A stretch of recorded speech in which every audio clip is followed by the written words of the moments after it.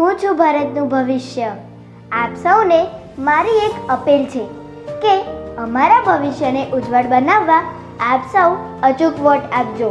તમારો કિંમતી વોટ એ જ અમારું ભવિષ્ય છે. 7મી મે મારા મમ્મી પપ્પા તો મારા દાદા દાદીને લઈને વોટ આપવા જવાના જ છે. તમે પણ અચૂક મતદાન કરજો. હું છું દેશની દીકરી નેહા.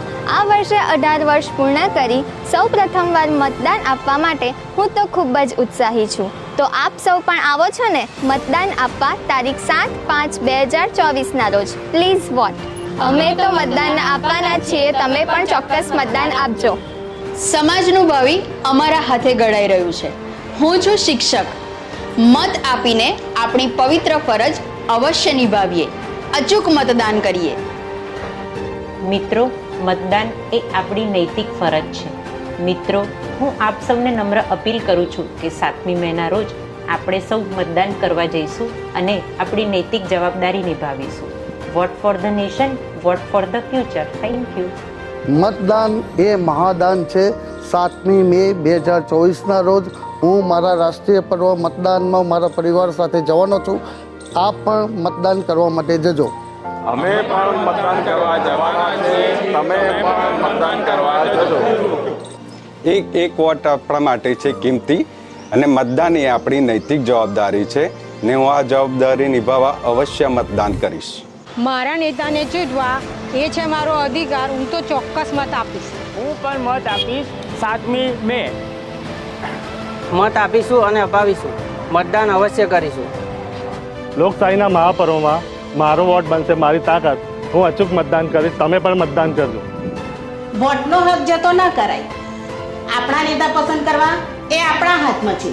વોટ એ મતદાતાની શક્તિ છે.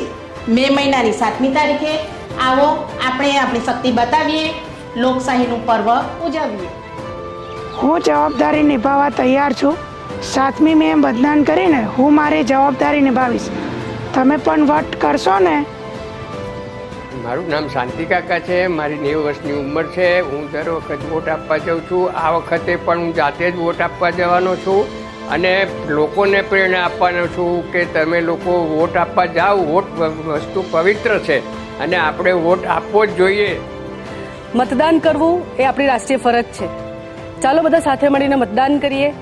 હું 7 મે મતદાન કરવા જઈ રહી છું. તમે પણ આવશો ને? હું અને મારું આનંદ અવશ્ય કરીશું મતદાન. નમસ્કાર. મતદાન એ આપણી રાષ્ટ્રીય ફરજ છે.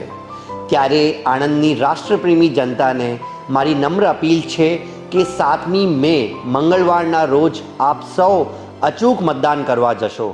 આવો સાથે મળીને રાષ્ટ્રની આ નૈતિક જવાબદારી નિભાવીએ અને એક શ્રેષ્ઠ રાષ્ટ્રનું નિર્માણ કરવામાં આપણો સહયોગ આપીએ. આપણો એક એક મત આપણી તાકાત છે. ત્યારે મત આપીને આપણી જાતને કૃતજ્ઞ કરીએ. વોટ આપીએ અને અન્યને પણ વોટ આપવા માટે પ્રેરિત કરીએ. જય હિન્દ.